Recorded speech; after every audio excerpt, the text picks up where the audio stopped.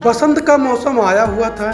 गांव में हरियाली और खेती की जुताई होना शुरू हो गया था और गांव की महिलाएं कुएं से पानी भरना चालू कर दिए थे। और उसी गांव में अजय नाम का एक व्यक्ति रहता था। वह बहुत मेहनती और ईमानदार था। एक दिन खेत में काम कर ही रहा था, तभी उसका दोस्त उसके पास आता है। भाई साहब, मुझे पैसे की बहुत जरूरत है और बहुत जरूरी काम है। कितना पैसा तुम्हें चाहिए बताओ तुम। एक मित्र दूसरे मित्र का काम नहीं आएगा तो कौन आएगा।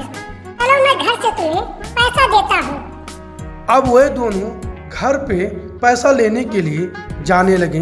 तभी रास्ते में उन्हें कुछ दिखता है और वह देखकर चौंक जाते हैं और चौंक कर वहीं खड़े हो जाते हैं।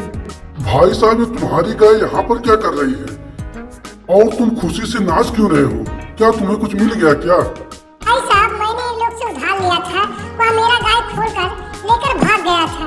तुम्हें साफ साफ बताना था कि मेरी गाय खोल कर भाग गया है। चलो, तुम्हारी गाय अब तो मिल गई, इसे ले जाकर अब हम लोग घर ले चलते हैं। अब वह दोनों घर जा ही रहे थे, तभी रास्ते में बारिश हो जाता है और भीग जाते हैं। मेरा मित्र पैसा मांग रहा था, चलो पैसा नहीं देना पड़ा, वो भी ठीक है, उसका गाय भी मिल गया। हमारी गाय मिल गई ना? हाँ साहब, मेरी गाय मिल गई। मैं आपका बहुत आभार हूँ। मैं आपका पैसा धान बेचकर दे दूंगा।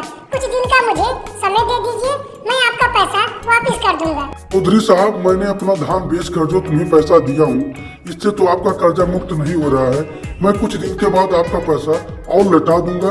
अब मेरी गाय को आप मत छूइएगा और मुझे परेशान मत करिएगा। मैं अगले हफ्ते में हो सकता है पूरा पैसा मैं आपको दे दूँ।